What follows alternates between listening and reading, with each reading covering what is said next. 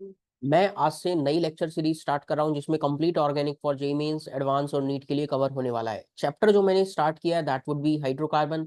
ये lecture number 1 है जिसमें आज हम कुछ 3 से 4 टॉपिक्स की बात करने वाले हैं। Energy profile diagram, electrophile, nucleophile and solvent. आइए फटाफट से स्टार्ट करते हैं इस सेगमेंट को। पहला सेगमेंट है एनर्जी प्रोफाइल डायग्राम। मैं सबसे पहले आपको बता देता हूँ दो तरह की रिएक्शंस कौन कौन सी। एक है एंडोथर्मिक रिएक्शन जिसमें नेट एनर्जी जो होगा ना वो एब्जॉर्ब होगी, यानी डेल्टा एच का साइन जो होगा पॉजिटिव होगा। आप कह सकते हैं हीट एब्जॉर्ब हुई है। ठीक है। एक होगा एक्सोथर्मिक रिएक्शन। एक्सोथर्मिक रिएक्शन जहां डेल्टा एच का साइन लेस देन जीरो होगा, आप कहेंगे हीट रिलीज हुई है, एग्जिट हुई है। ठीक है। अब इसको देखते हुए हम कुछ एनर्जी प्रोफाइल डायग्राम बनाना सीखेंगे। मान लीजिए मैं दो एनर्जी प्रोफाइल डायग्राम आपके सामने रख रहा हूं। क्या क्या? वाई एक्सिस पे प्लॉट किया है पोटेंशियल एनर्जी, एक्स एक्सिस पे प्लॉट किया है प्रोग्रेस ऑफ रिएक्शन। एक कर्व का नेचर हो सकता है कुछ इस तरह का कि जहां रिएक्टेंट प्रोडक्ट में कन्वर्ट हो रहा है। सेम कर्व एक और बनाने जा रहा हूं, वहां नेचर कुछ इस तरह का हो सकता है, लाइक दिस।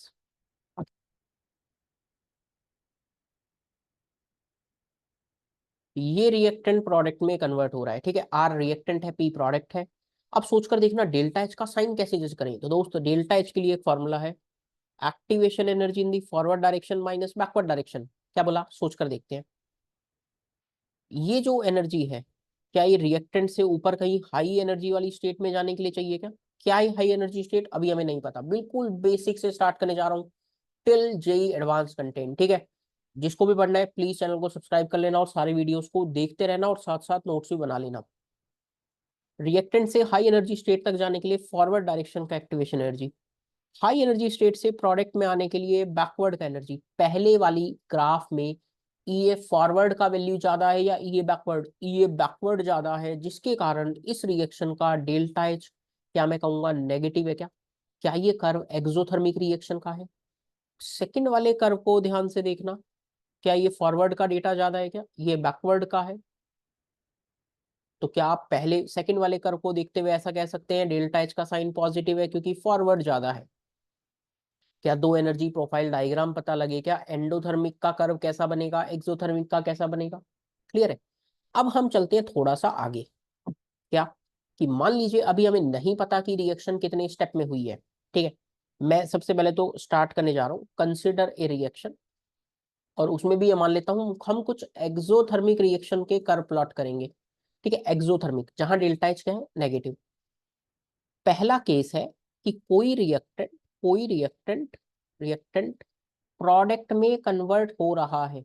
ये इंफॉर्मेशन मैं आपको दे रहा हूं कि रिएक्टेंट प्रोडक्ट में कन्वर्ट हो रहा है। एक स्टेप रिएक्शन है, वन स्टेप रिएक्शन है ये।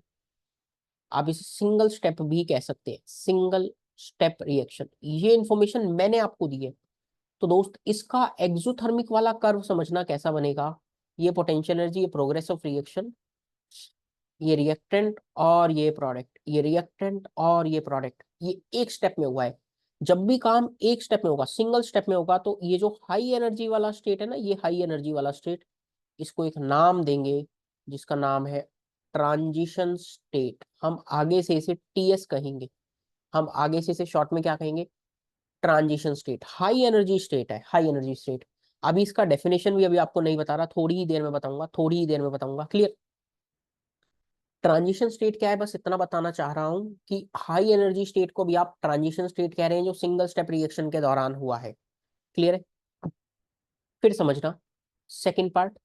सेकंड पार्ट में मैं आपको कह रहा हूं कि रिएक्टेंट प्रोडक्ट में तो कन्वर्ट हो रहा है बट दो स्टेप्स के अंदर, बीच में कोई एक स्पीशीज बनी है जिसको हम नाम दे रहे हैं, मैं आपको बता रहा हूँ जिसको हम नाम दे रहे हैं इंटरमीडिएट। ये काम दो स्टेप में हुआ है। रिएक्टेंट पहले इंटरमीडिएट में कन्वर्ट हुआ, इंटरमीडिएट फिर प्रोडक्ट में कन्वर्ट हुआ। ये दो स्टेप का रिएक्शन है, ये इन्फॉर्मेशन भी मैं आपको दे रहा हूं। अब इसका कर्व कैसे बनाएंगे दोस्त, कर्व कैसे बनाएंगे वो सीखना। ये रिएक्टेंट दो स्टेप में काम करवाना है, पहला स्टेप और ये दूसरा स्टेप। देखना क्या क्या हुआ है, ये रिएक्टेंट और ये प्रोडक्ट। हाई एनर्जी स्टेट को आप ट्रांजिशन स्टेट कहते हैं, हाई एनर्जी स्टेट को आप ट्रांजिशन स्टेट कहते हैं। क्या मैं इसको TS1 कह दूं और इसको TS2 कह दूं? रिएक्टेंट से इंटरमीडिएट तक जाने में क्या TS1 बना होगा, इंटरमीडिएट से प्रोडक्ट तक आने में क्या TS2 बना होगा। अरे सर, यहाँ तो 2 TS बन गए। जी हाँ, कितने स्टेप की रिएक्शन है, 2 स्टेप की। इसका मतलब क्या मैं डायरेक्टली ऐसा बोल सकता हूँ क्या, जितने स्टेप की रिएक्शन होगी उतना TS बनेगा। 3 स्टेप की रिएक्शन होती तो 3 TS बन जाता। ठीक है, अब जो ये स्पीशीज बनी है, ये अनस्टेबल स्पीशीज बनी है, इसका नाम है इंटरमीडिएट। 2 TS के बीच में बनने वाली स्पीशीज है इंटरमीडिएट, हालांकि ये भी अनस्टेबल है, बट अभी सिर्फ नाम बता रहा हूँ। 1 स्टेप की रिएक्शन थी, इंटरमीडिएट ट्रांजिशन स्टेट बना, कोई इंटरमीडिएट नहीं बना। 2 स्टेप की रिएक्शन है तो 2 TS बने, एक इंटरमीडिएट बना। क्या दोस्त मैं अपनी बातों को ऐसा लिख सकता हूँ क्या डायरेक्टली, सोचकर देखना, number of steps will be equals to number of transition state. And क्या मैं ऐसा भी लिख सकता हूँ क्या, number of transition state equals to number of intermediate plus of 1। अब आपके माइंड में एक चीज घूम रही है, मुझे बताए क्या।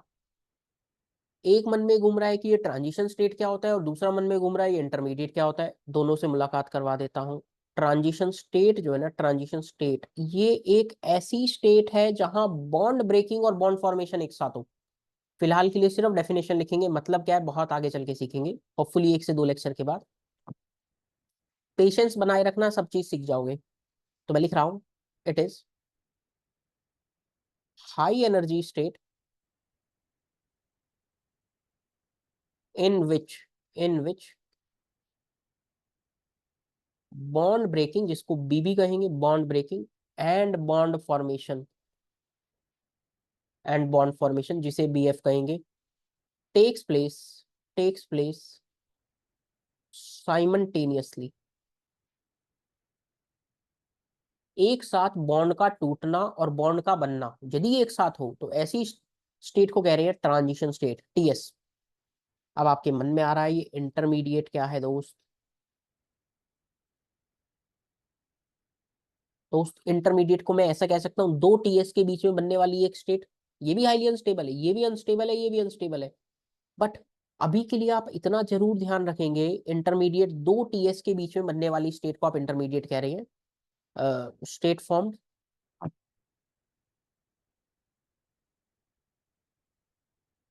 बिटवीन 2 TS, 2 ट्रांजिशन स्टेट के बीच में बनने वाली स्टेट को आप ये इंटरमीडिएट कह रहे हैं। अभी तक मैंने क्या बोला है, सीखते हुए चलना। 2 स्टेप की रिएक्शन है, 2 TS बनेंगे, एक इंटरमीडिएट बनेगा। अब मैं आपको कुछ ऐसा कह रहा हूं कि ये काम जो हो रहा है ना, ये काम 3 स्टेप में हो रहा है। रिएक्टेंट से प्रोडक्ट तक पहुंचने के लिए 3 स्टेप समय लग रही हैं। क्या आप सोचकर बता सकते हैं कितने TS बनेंगे। अरे सर ऑब्वियसली 3 स्टेप में हो रहा है तो TS1, TS2, TS3। इंटरमीडिएट बता सकते हैं, इंटरमीडिएट सर 2, इंटरमीडिएट 1, इंटरमीडिएट 2। अब इसका कर्व प्लॉट करें, आप वीडियो को पॉज करते हुए तुरंत पहले कर्व प्लॉट करेंगे 3 स्टेप रिएक्शन का। क्या दोस्त 3 स्टेप रिएक्शन का कर्व कुछ ऐसा बन जाएगा क्या। आई होप आपने प्लॉट कर लिया होगा।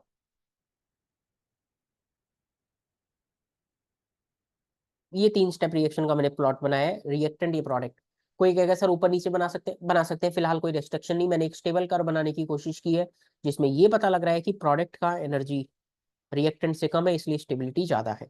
चलो सोचते हैं, फिर से सोचते हैं।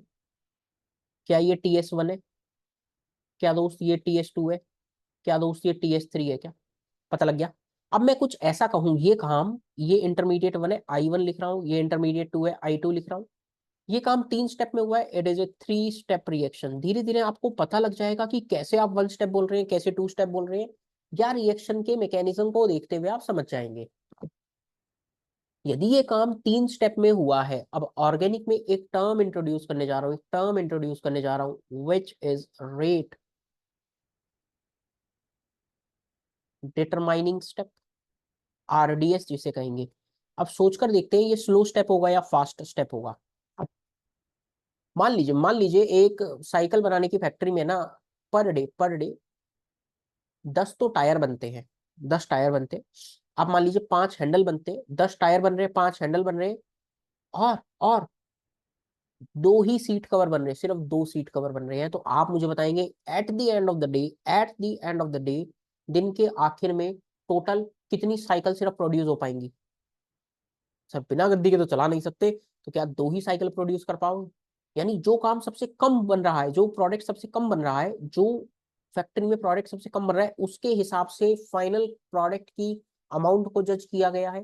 यानी जो काम स्लो हो रहा है उसकी हेल्प से जज किया है क्या? तो दोस्त रिएक्शन में प्रोडक्ट की अमाउंट, या हम जो जज करते हैं उसकी कंसंट्रेशन जो जज करते हैं, उसका रेट जो जज करते हैं, वो हम स्लो स्टेप को देखकर जज करते हैं। इसीलिए रेट डिटरमाइनिंग स्टेप को दोस्त स्लोवेस्ट स्टेप कहते हैं, स्लोवेस्ट स्टेप। अब सर इस ग्राफ में कैसे पहचाने, ये भी बड़ी बात है, सोचते हैं। ये काम 3 स्टेप में हो रहा है क्या? आपके हिसाब से सबसे ज्यादा अमाउंट ऑफ एनर्जी कहाँ लग रही है? मान लीजिए रिएक्टेंट से TS1 में जाने के लिए यदि ये एनर्जी E1 है, यदि ये एनर्जी E2 है, और ये एनर्जी E3 है, तो आप मुझे बता सकते हैं सबसे ज्यादा अमाउंट ऑफ एनर्जी कहाँ है? सर E1 में खर्च हो रही है। रिएक्टेंट से TS1 तक जाने के लिए सबसे ज्यादा अमाउंट ऑफ एनर्जी खर्च हो रही है, तो क्या यार ये काम बड़ी मुश्किल से हो रहा होगा क्या? तो क्या क्या मैं ऐसा कह सकता हूँ कि इस ग्राफ को देखते हुए फर्स्ट स्टेप मेरा RDS हो जाएगा? क्या इस बात को देखते हुए ये पता लग गया क्या दोस्त, फर्स्ट स्टेप RDS हो जाएगा? समझ में आ गया क्या समझाना चाह रहा हूँ? चलो अब चलते हैं कुछ क्वेश्चंस की तरफ। अब क्वेश्चन की तरफ रुक करते हैं और क्वेश्चन को समझने की कोशिश करते हैं। मान लीजिए पहला क्वेश्चन है ये पोटेंशियल एनर्जी रिएक्शन कोऑर्डिनेट्स, ये कितने स्टेप में हुई है, कितने स्टेप में हुई है? क्या आपकी निगाहें देख पा रही है? ये TS1, TS2, TS3, सर ये तो 3 स्टेप की रिएक्शन है, 3 स्टेप की रिएक्शन है। चलो सवाल वाला कहता है पहला, how many transition states are involve, जितनी बार पीक बनेगा क्या उतने TS है क्या? जितने स्टेप में होगा उतनी बार पीक बनाया होगा उतने TS है क्या? 3 स्टेप की रिएक्शन है। कहते हैं कितने इंटरमीडिएट है, कहते हैं कितने इंटरमीडिएट है क्या दोस्त? एक कम बनेगा क्या, 2 बनेंगे क्या? अब सवाल वाला कहता है RDS बता दो। ये काम आप मुझे कमेंट कर देना, ये काम आप मुझे कमेंट कर देना, यदि ये टॉपिक समझ गए होंगे तो आंसर कर दोगे। एनर्जी का डेटा इन लोगों ने कुछ लिख रखा है, क्लियर है क्या? चलो आई होप आपको ये कहानी क्लियर हो गई होगी। अब चलते हैं आज के लेक्चर के दूसरे टॉपिक की तरफ, आज के लेक्चर के दूसरे टॉपिक की तरफ, विच इज इलेक्ट्रोफाइल। अब देखना क्या है, मैं E+ से इसका जनरल रिप्रेजेंटेशन दे रहा हूं। इलेक्ट्रोफाइल 2 शब्द से मिलकर बना है, एक है इलेक्ट्रॉन प्लस फाइल। इलेक्ट्रॉन को तो आप जानते हैं, और फाइल मतलब होता है लविंग, यानी जो ऐसी कोई स्पीशीज जो इलेक्ट्रॉन्स को चाहे, जो इलेक्ट्रॉन को प्यार करे। यानी इन पर इलेक्ट्रॉन्स की कमी होगी, इसका मतलब इलेक्ट्रोफाइल्स आर, मैं ऐसा लिखता हूं अब, इलेक्ट्रोफाइल आर इलेक्ट्रॉन डेफिशिएंट।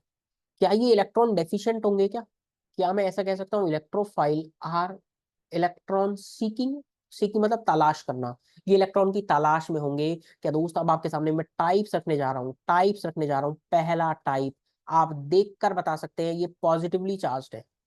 जिन पर भी पॉजिटिवली चार्ज्ड है, क्या आप उसे इलेक्ट्रोफाइल की कैटेगरी में रख सकते हैं? Not always, not always, but जिन पर आपको लेटेस्ट एक ऑर्बिटल के साथ पॉजिटिव चार्ज दिख जाए, साफ साफ पॉजिटिव चार्ज दिख रहा है, H+, D+, T+, Cl+, Br+, I+, CH3+, NO+, etcetera, readymade plus charge दिख जाए, रेडीमेड प्लस चार्ज दिख जाए, आप उन्हें इलेक्ट्रोफाइल कहेंगे, क्योंकि उन पे इलेक्ट्रॉन्स की कमी है, क्योंकि इन पे इलेक्ट्रॉन्स की कमी है। इसमें सेकंड कैटेगरी देखना, सेकंड कैटेगरी कुछ ऐसी है कि न्यूट्रल है, but but having having vacant orbital. अब ये ऑर्बिटल कौन सा हो सकता है? या तो P हो सकता है या D हो सकता है। मैं कुछ एग्जांपल्स आपके सामने रखता हूँ। Let's say BCl3, let's say BBr3, सीखना, BBr3, लेट्स से Bi3। क्या आप इनमें देख पा रहे हैं, ये सब के सब sp2 हाइब्रिडाइज्ड है, 3 सिग्मा बॉन्ड बनाकर बैठे हैं, तो sp2 है।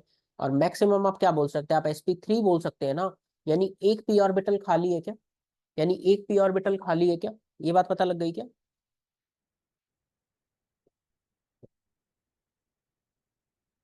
एक p ऑर्बिटल इनके पास खाली है, यानी इनको अपने ऑक्टेट कंप्लीट करने के लिए 2 इलेक्ट्रॉन और चाहिए, क्योंकि 3 बॉन्ड बनाकर बैठे हैं, 6 इलेक्ट्रॉन। न्यूट्रल है बट ऑक्टेट खाली है, इसलिए आप इन्हें इलेक्ट्रोफाइल कह रहे हैं। मैं और एग्जांपल्स आपके सामने रख रहा हूँ।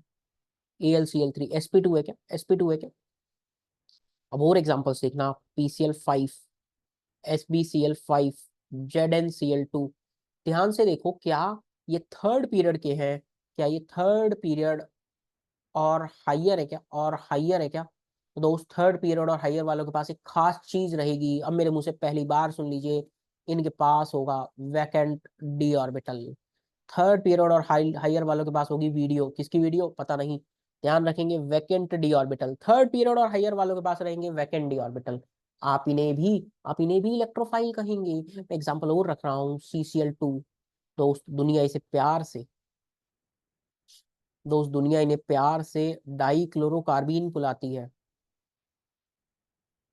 डाई क्लोरोकार्बीन। आप इन्हें देखकर कंफ्यूज मत हो जाना कि ये तो न्यूक्लियोफाइल है। दोस्त ये लोन पेयर मत समझ लेना, ये लोन पेयर मत समझ लेना।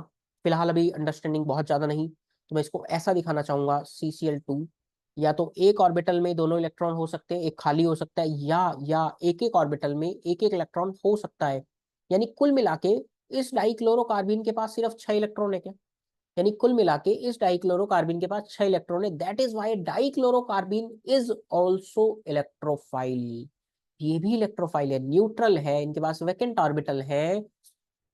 समझ गए? वो पी भी हो सकता है, डी भी हो सकता है। और केस समझो, थर्ड केस थोड़ा खतरनाक है। Neutral but complete octet. अरे ये क्या कहानी है, ये समझना, ये थोड़ा सा मैजिकल केस है, मैजिकल केस है, मजा आएगा आपको सुनते हुए। Neutral but complete octet. उसमें पहला एग्जांपल मैं आपके सामने रखने जा रहा हूँ CO2। मैं पहला एग्जांपल आपके सामने रखने जा रहा हूँ CO2। अब पॉइंट ये आता है कि यार CO2 कब से इलेक्ट्रोफाइल हो गया? बस अभी से सुन लो।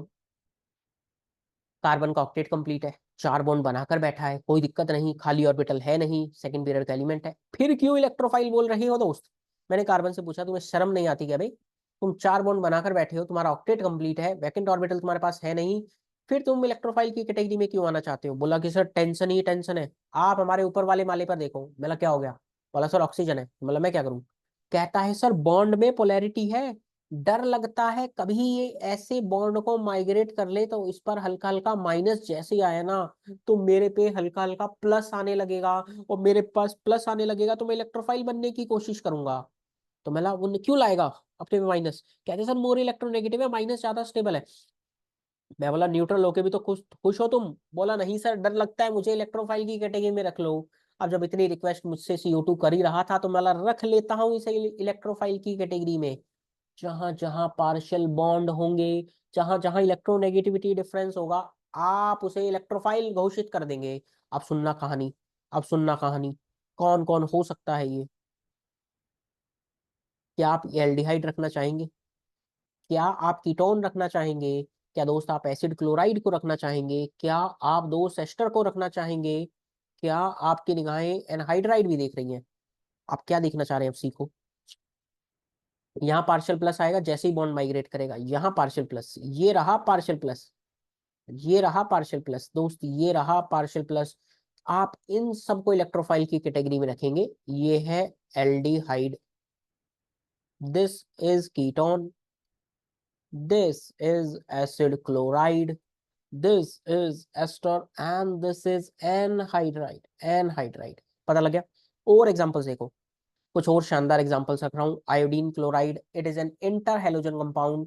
क्लोरीन पे पार्शियल माइनस, आयोडीन पे पार्शियल प्लस। आयोडीन पे पार्शियल प्लस होते ही ये इलेक्ट्रोफाइल बनना चाहेगा। NOCl, पर्टिकुलर रिएजेंट का नाम है टिल्डन रिएजेंट। मैं NOCl को बेटर टू राइट ऐसे लिखता हूँ ताकि थोड़ा कंफ्यूजन ना हो। इसका स्ट्रक्चर कुछ इस तरह का है, ठीक है। NOCl Cl माइनस की फॉर्म में जाएगा तो नाइट्रोजन पे प्लस आएगा। कुछ और एग्जांपल्स देखना, कुछ और एग्जांपल्स देखना। क्या दोस्त, मैं यहाँ पर कुछ और एग्जांपल्स आपके सामने रखने जा रहा हूँ। हेलोजन्स, जो हेलोजन्स होंगे ना, वो भी इलेक्ट्रोफाइल की कैटेगरी में है। Cl2, Br2, I2, ये भी इलेक्ट्रोफाइल है दोस्त, दे आर इलेक्ट्रोफाइल्स। और एग्जांपल्स देखना, SO3, क्या sulphur double bond O, double bond O, double bond O, क्या आप इसे भी इलेक्ट्रोफाइल कह देंगे क्योंकि पार्शियल प्लस है? अभी माइंड में आ रहा होगा कि सर ये सब समझ में आ गया, ये हेलोजन्स को आप क्यों इलेक्ट्रोफाइल कह रहे हैं? हेलोजन पे तो इलेक्ट्रोनेगेटिविटी डिफरेंस भी नहीं है, बट मैं कहूंगा इसमें वीक, वीक डिस्पर्जन फोर्सेज है, इनमें वीक डिस्पर्जन फोर्सेज होने के कारण ये इलेक्ट्रोफाइल है। दुनिया में जितने भी इलेक्ट्रोफाइल्स अवेलेबल है मैंने में सब आपके सामने रख दिए, सब आपके सामने रख दिए दोस्त। तो क्या आपकी निगाह देख पाइए, इलेक्ट्रोफाइल मैंने आपके सामने रखा। अब नया सेगमेंट स्टार्ट करने जा रहे हैं, विच इज आज की क्लास का लेक्चर नंबर 1 का third segment, which is nucleophile. आप पाएंगे लेयर दर लेयर जब मैं पढ़ाता चला जाऊंगा, आप ऑर्गेनिक में बहुत बेहतर खुद को महसूस करेंगे। हालांकि फिलहाल मेरी थोड़ी तबीयत सही नहीं है, क्योंकि जुकाम हो रहा है, मेरा गला भी खराब है, बट ठीक है मैं लेक्चर रिकॉर्ड कर पा रहा हूँ, कोई दिक्कत नहीं है। अब न्यूक्लियोफाइल समझना, न्यूक्लियोफाइल समझना, न्यूक्लियो वर्ड का मतलब है न्यूक्लियस, फाइल मतलब है लविंग। अच्छा, न्यूक्लियस प्लस लविंग यानी जिनको न्यूक्लियस से प्यार हो, न्यूक्लियस पे कैसा चार्ज पॉजिटिव, यानी इन पर खुद पर माइनस चार्ज होगा। यानी मैं कहूंगा दे आर न्यूक्लियोफाइल का रिप्रेजेंटेशन है NU minus, electron rich species, जिन पर बहुत बढ़िया इलेक्ट्रॉन हो, आप उन्हें न्यूक्लियोफाइल की कैटेगरी में घोषित कर देंगे। अब इनके टाइप्स समझना, टाइप्स कौन कौन है न्यूक्लियोफाइल्स में, डायरेक्टली एक लाइन में लिखूं न्यूक्लियोफाइल्स, या तो आपको साफ साफ दिख जाए वो नेगेटिवली चार्ज्ड है, आपको उन पर लोन पेयर दिख जाए, आपको उन पर लोन पेयर दिख जाए, या पाई इलेक्ट्रॉन डेंसिटी, अरे मतलब पाई बॉन्ड दिख जाए, pi bond, double bond, triple bond, alkene alkyne. अच्छा, डबल बॉन्ड या ट्रिपल बॉन्ड की बात करें, जी हाँ। अब एग्जांपल्स मैं आपके सामने रख देता हूँ, आप देखते जाइए, आप खुश हो जाएंगे। OH minus, Cl minus, Br minus, I minus, SH minus, OR minus, Cn minus, NC minus, NO2 minus, ONO minus, SPH minus, water, H2S, NH3, PH3। आप देख पा रहे हैं मैं सुबह से शाम तक एग्जाम्पल्स लिख सकता हूँ, क्योंकि कुछ दिमाग लगाना ही नहीं है। कहोगे सर ऐसा ही तो टॉपिक पढ़ाओ जिसमें दिमाग नहीं लगाना, अबे सुनते हुए चलो। न्यूक्लियोफाइल नेगेटिवली चार्ज, पहले मैंने SPH तक मैंने नेगेटिवली चार्ज लिखा, फिर न्यूट्रल लिखना चाह रहा हूँ जिन पर लोन पेयर है, देखो वाटर पे है, सल्फर पर है, अमोनिया पर है, PH3 पे। अब पाई इलेक्ट्रॉन डेंसिटी का एग्जांपल देखना, कुछ एल्कीन मैंने आपके सामने रख दिया, एल्काइन, बेंजीन, दोस्त बेंजीन को आप ध्यान रखना, बेंजीन एक न्यूक्लियोफाइल है। ये है हमारे पास एनिलीन, पाई इलेक्ट्रॉन डेंसिटी। यानी न्यूक्लियोफाइल कौन होंगे दोस्त, जिन पे पाई इलेक्ट्रॉन डेंसिटी हो, जिन पे नेगेटिव चार्ज हो, जिन पे लोन पेयर हो। क्लियर है? आई होप ये बात आप समझ गए होंगे। आई होप, कोई कहेगा F को क्यों नहीं रखा, अरे रख लो, क्योंकि अक्सर क्लास में मुझसे ऐसे बोल दिया जाता है। जितना कंटेंट मैं ऑफलाइन क्लास में देता हूँ, सेम कंटेंट मैं आपके सामने रख रहा हूँ, आप सीख जाइए, आप सीख जाइए, मौका है, चैनल को सब्सक्राइब कर लीजिए और सीख लीजिए पूरा ऑर्गेनिक। चलो कहानी में थोड़ा सा आगे चलते हैं और थोड़े से क्वेश्चंस की प्रैक्टिस कर लेते हैं। यार ये क्वेश्चन आपके सामने कुछ ऐसा है क्या, कहता है कि इनमें से न्यूक्लियोफाइल कौन नहीं है, क्या वाटर पे लोन पेयर है क्या, क्या OH माइनस रेडीमेड दिख रहा है, अरे सर पॉजिटिवली चार्ज आ गया, अरे पॉजिटिवली चार्ज आ गया, ये न्यूक्लियोफाइल नहीं हो सकता क्या दोस्त, मैं डायरेक्ट बोल दूं क्या। वो पूछना भी चाह रहा है इलेक्ट्रोफाइल, इलेक्ट्रोफाइल पे तो डायरेक्टली आप ऐसा कहेंगे क्या, इलेक्ट्रोफाइल पे डायरेक्टली कहेंगे क्या कि जिन पे पॉजिटिवली चार्ज हो। फोर्थ ऑप्शन तो नन है, हटाओ। कहता है कौन न्यूक्लियोफाइल नहीं है, कहता है कौन न्यूक्लियोफाइल नहीं है। आप मुझे आंसर कर देना दोस्त, आप मुझे आंसर कर देना। I am looking for your comments. Clear है क्या? चलो कहानी में थोड़ा सा आगे चलते हैं और एक नए सेगमेंट, आज के लेक्चर का लास्ट टॉपिक मैं स्टार्ट करने जा रहा हूँ, विच इज सॉल्वेंट। ये भी इंपॉर्टेंट है, रिएक्शन को करवाने के लिए हमें कई बार मीडियम की जरूरत पड़ती है, और वो मीडियम ही सॉल्वेंट प्रोवाइड करता है, या मैं कहूँ रिएक्शन करवाने के लिए हमें सॉल्वेंट चाहिए।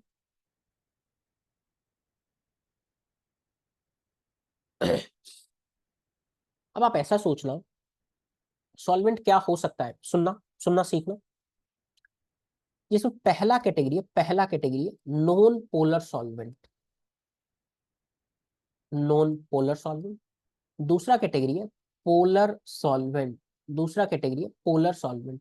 मैं आपको बता देता हूँ नॉन पोलर सॉल्वेंट में net dipole moment equals to zero रहेगा, पोलर सॉल्वेंट में net dipole moment not equals to zero रहेगा। यदि आप क्लास 11th में है या प्रॉपर फेज में भी है, तो आपको हो सकता है अभी म्यू नेट का बहुत ज्यादा आइडिया ना हो। उसका रीजन सिर्फ इतना सा है, क्योंकि अभी केमिकल बॉन्डिंग हो सकता है ना पढ़ाओ, मैंने 4 लेक्चर्स अपलोड कर रखे हैं, आप उससे सीख सकते हैं, कोई दिक्कत नहीं है। फिलहाल मैं आपको सिखा देता हूँ, नॉन पोलर यानी इलेक्ट्रोनेगेटिविटी डिफरेंस नहीं होना चाहिए। मैं आपके सामने कुछ एग्जांपल रख रहा हूँ। लेट्स से एल्केन रखता हूँ, एल्केन 4 कार्बन है, क्या 4 कार्बन में कोई भी इलेक्ट्रोनेगेटिविटी डिफरेंस है? नहीं है। Alkane are non polar solvent. मैं आपके सामने बेंजीन रखता हूँ, एक बढ़िया एग्जांपल, ध्यान से सोचना, कार्बन, हर कार्बन sp2 है, कोई इलेक्ट्रोनेगेटिविटी डिफरेंस नहीं, नॉन पोलर सॉल्वेंट, बहुत standard non polar solvent, CCl4 mu net 0, carbon disulphide mu net 0। आप 4 एग्जांपल ध्यान रख लीजिए, काम हो जाएगा। आप 4 एग्जांपल ध्यान रख लीजिए, काम हो जाएगा। इसका बहुत ज्यादा समझ mu net 0 not equals to 0 chemical bonding से आ जाएगा, बट हमारे ऑर्गेनिक में यही 4 एग्जांपल्स बार बार रिपीट होंगे। चलो, पोलर सॉल्वेंट का मतलब है net vector not equals to 0। सोच कर देखते हैं, क्या ये वाटर का मॉलिक्यूल है? या मैं कहूं थोड़ा बहुत आपको सॉल्वेंट या डाइल्यूमेंट के बारे में बताना भी चाहूं, वाटर ऐसा है क्या? ऑक्सीजन पे पार्शियल माइनस, हाइड्रोजन पे पार्शियल प्लस, ऑक्सीजन पे पार्शियल माइनस, हाइड्रोजन पे partial plus, based on electronegativity, based on electronegativity. क्या आप पानी को पोलर सॉल्वेंट कहेंगे क्या? फॉर एग्जाम्पल सीखना, मैं आपके सामने NH3 रखने जा रहा हूँ, NH3, नाइट्रोजन पे पार्शियल माइनस तो हाइड्रोजन पे पार्शियल प्लस आएगा, इलेक्ट्रोनेगेटिविटी डिफरेंस हो सकता है किसी को ना पता हो इलेक्ट्रोनेगेटिविटी। पॉलिंग स्केल के बेसिस पे एक ऑर्डर लिखने जा रहा हूँ, फ्लोरीन देन ऑक्सीजन, नाइट्रोजन और क्लोरीन का लगभग बराबर है, फिर ब्रोमीन है, फिर कार्बन और sulphur and iodine, even iodine भी है इसमें,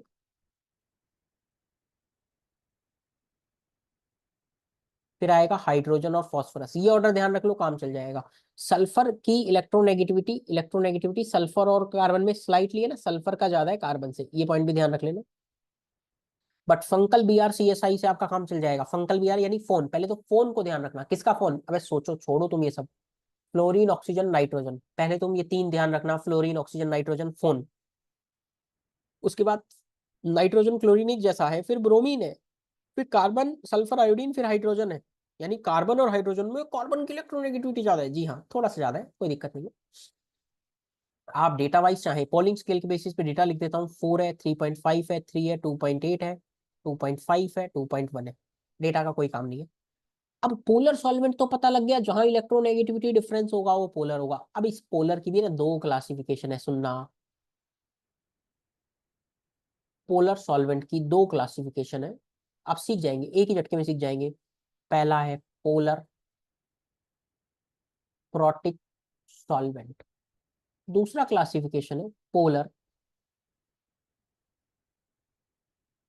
ए प्रोटिक सॉल्वेंट। कैसे चेक करना है? एक ही झटके में, यदि हाइड्रोजन कनेक्टेड है फ्लोरीन ऑक्सीजन या नाइट्रोजन के साथ, यदि हाइड्रोजन कनेक्टेड है फ्लोरीन ऑक्सीजन या नाइट्रोजन के साथ, तो आप उसे पोलर प्रोटिक कहेंगे, PPS।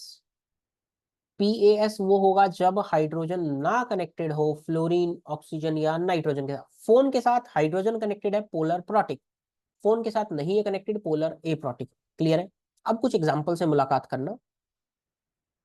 मैंने आपके सामने वाटर रखा, क्या लग रहा है water? Sir hydrogen phone oxygen के साथ कनेक्टेड है, पोलर प्रोटिक, ठीक है।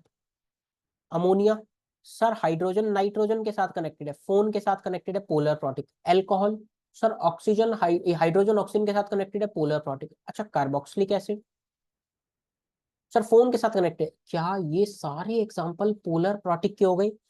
जहां पर भी हाइड्रोजन फोन के साथ कनेक्टेड हो, पोलर प्रोटिक सॉल्वेंट आप लिखेंगे। क्लियर है? अब चलते हैं कुछ ए प्रोटिक के एग्जांपल्स, कुछ ए प्रोटिक के एग्जांपल्स देखना। कार्बन डबल बॉन्ड हो, CH3, क्या यहाँ कोई भी ऐसा हाइड्रोजन है जो फोन के साथ कनेक्टेड है? ना, नाम है इसका acetone, that is why it is polar A protic solvent. और एग्जांपल देखना, हाइड्रो कार्बन हटाकर सल्फर ले आया, नाम है 2 methyl di methyl sulphoxide, DMSO, लोग प्यार से इसे DMSO कहते हैं। क्या कोई भी ऐसा हाइड्रोजन है जो फोन के साथ कनेक्टेड है? ना।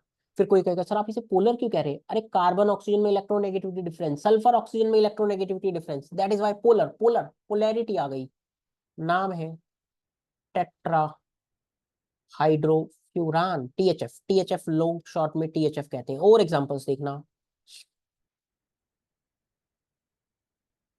क्या यहाँ पर कोई ऐसा पार्ट है जो फोन के साथ कनेक्ट है हाइड्रोजन? ना, नाम है एन कॉमाइन डाई मिथाइल, या सिंपली डाई मिथाइल फॉर्मामाइड भी कह सकते हैं, DMF।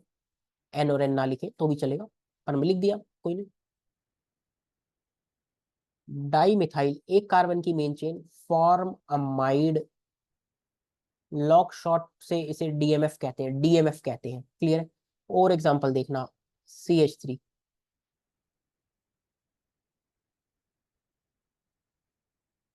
C डबल बॉन्डो N, दो मिथाइल, क्या ये भी पोलर एप्रोटिक है क्या?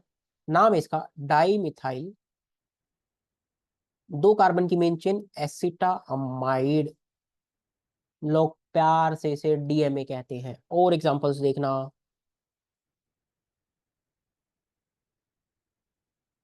ये ना क्राउन ईथर के नाम से जाना जाता है, this is crown ether. Carbon और ऑक्सीजन में इलेक्ट्रोनेगेटिविटी डिफरेंस है, पोलर है। प्रोटिक क्यों कह रहे हैं? क्योंकि कोई भी हाइड्रोजन फोन से कनेक्टेड नहीं है। क्या आप ये सारी बात सॉल्वेंट के रिगार्डिंग सीख गए हैं? पोल नॉन पोलर, तीन चार एग्जांपल ध्यान रख लेना। पोलर जहां इलेक्ट्रोनेगेटिविटी डिफरेंस हो, फोन के साथ कनेक्ट हो, प्रोटिक फोन के साथ ना कनेक्ट हो, ए प्रोटिक। कुछ एग्जांपल्स मैंने आपके सामने रखे हैं, क्लियर है क्या? अब चलो कुछ एग्जांपल्स की प्रैक्टिस करते हैं दोस्त, प्रैक्टिस करते हैं तभी तो पता चलेगा। देखो ये टेबल किस तरह से, पहले पोलर है, फिर नॉन पोलर है, प्रोटिक, ए प्रोटिक, क्लियर। चलो टिक करते हुए चलते हैं। वाटर कैसा है सर जी? पोलर है। प्रोटिक है, हाँ क्योंकि हाइड्रोजन फोन के साथ कनेक्ट है। मिथेनॉल पोलर है, प्रोटिक है। सर हाइड्रोजन ऑक्सीजन के साथ पोलर है, प्रोटिक है। ओहो पोलर है, प्रोटिक है। अमोनिया सर पोलर है, प्रोटिक है। ओह सर RNH पोलर है, प्रोटिक है। आप सीख पा रहे हैं कैसे कर रहा हूं आंसर कटाकट। सर कार्बन ऑक्सीजन में इलेक्ट्रोनेगेटिविटी डिफरेंस, एसीटोन पोलर है बट ए प्रोटिक है। ए प्रोटिक वर्ड का मतलब इतना सा है कि हाइड्रोजन फोन के साथ नहीं कनेक्टेड है। डीएमएस तो देखो जो एग्जांपल अभी लिखा, पोलर है, हाँ है, प्रोटिक नहीं, ए प्रोटिक। आप सीख पा रहे हैं किस तरह से आंसर्स किए जा रहे हैं। और एग्जांपल्स देखो, डीएमएफ, डीएमएफ सर पोलर है बट ए प्रोटिक है। ये है डाई मिथाइल एसिटामाइड, जो भी नाम लिखे मैंने, पोलर है बट ए प्रोटिक है। अब ये क्या है? कुछ नहीं, घबराओ मत, आराम से। Phosphorus, nitrogen, nitrogen, nitrogen, 6 methyl है, छोड़ो। Hexa methyl, phosphorus try amide, 3 amide है। अब चेक करो, पोलर है सर, नाइट्रोजन फॉस्फोरस में इलेक्ट्रोनेगेटिविटी डिफरेंस, कार्बन नाइट्रोजन में इलेक्ट्रोनेगेटिविटी डिफरेंस, कुछ नहीं तो मिथाइल है दोस्त, कुछ नहीं तो मिथाइल है, कंफ्यूज मत होना। यानी पोलर तो है और ए प्रोटिक है। ये चेक करते हैं क्या ये पोलर है, हाँ THF, बट ए प्रोटिक है, जी हाँ, जी हाँ। ओहो, कहाँ गया? चलो, आई होप आपको ये पहला सेगमेंट में बताने की कोशिश कर रहा हूँ और आपको क्लियर भी हो गया होगा। और मैंने दोस्त आज की क्लास में मेनली ये जितने लेक्चर्स यहाँ लिखे थे सब आपको बता दिया, एनर्जी प्रोफाइल डायग्राम निकालना सिखाया, इलेक्ट्रोफाइल सिखाया, nucleophile and solvent. I hope आपको सीखकर मजा भी आ गया होगा। This is the very first lecture, और ऐसे ही अगले लेक्चर्स की तरफ चलेंगे और आगे बढ़ेंगे धीरे धीरे हाइड्रोकार्बन के लेक्चर में। यूट्यूब चैनल को सब्सक्राइब कर लेना और दोस्तों के साथ वीडियोस को शेयर कर देना। मिलते हैं फिर अगले सेगमेंट में। Till then stay safe, bye bye, take care.